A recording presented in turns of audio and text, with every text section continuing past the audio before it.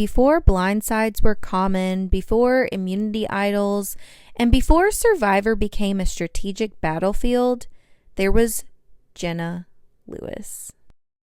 Today, we're diving into Jenna's gameplay, strategy, stats, and Survivor story across 2 iconic seasons, Borneo and All-Stars. In 2000, Survivor was new, raw, and unscripted. Jenna Lewis, a 22-year-old single mother of twin daughters from New Hampshire, joined the Pagong tribe. And back then, on the first season of Survivor, players weren't strategizing. They were surviving. Pagong was a fun-loving, chaotic tribe. There were no alliances and no game plans. Jenna fit in socially, but no one in her tribe was really thinking long term. One of Jenna's most memorable early moments, and honestly, one of Survivor's most memorable early moments, was when Jenna did not receive a videotape from home during a reward challenge while all the others did. Well, it breaks my heart to say this, Jenna. Oh, don't. We never received a tape back, and I'm really sorry. When the tribes merged, the game shifted. The Tagi Four, Richard, Kelly, Rudy, and Sue, formed Survivor's first true alliance. Pagong, including Jenna, had no idea what was coming. They were picked off one by one.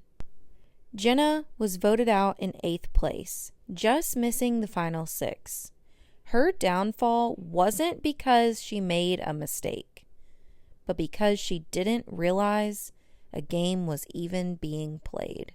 Jenna in Borneo represents the first generation of Survivor players. Reactive, emotionally driven, and blindsided by the idea of strategy. But her grit and authenticity, they stood out. Fast forward to 2004, Jenna's back for Survivor, All-Stars edition. And this time, she's ready to play. Now, 26, married, and far more strategic. From the very beginning, she clicked with Boston Rob and Amber. She joined their tight alliance, aligning early and solidifying her place in the majority. Jenna wasn't the front woman of the alliance, but she was the glue.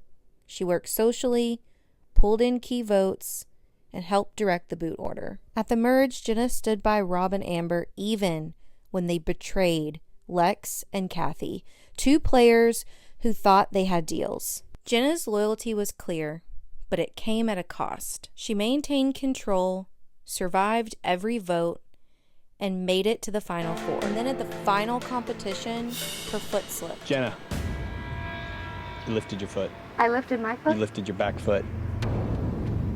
I thought I had the front of my foot on. Sorry, Jenna. You're out.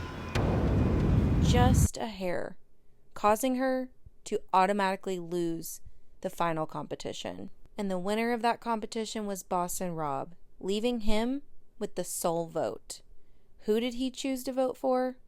Well, he chose to take Amber with him to the final 2. Jenna's All-Star run was impressive. She was strategic, committed, and able to navigate a brutal game filled with icons. And while she didn't win, she made it further than legends like Colby, Tina, and Ethan. So what's Jenna Lewis's Survivor legacy?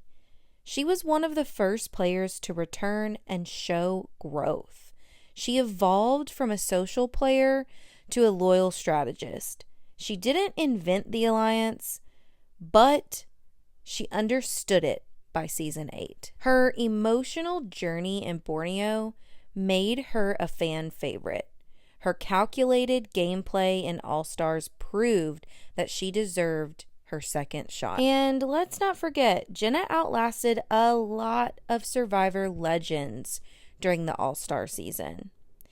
And she really was only one competition away from making it to finale night. And that's no small feat. No pun intended. Jenna may not be in the Survivor Hall of Fame, but she is the bridge between the survival-based early days and the cutthroat strategic modern game. So, what do you think about Jenna's 2-time run? Drop a comment, like, and subscribe if you love deep dives like this. And stay tuned, because next up in our Survivor All-Star Series breakdown, Colby Donaldson.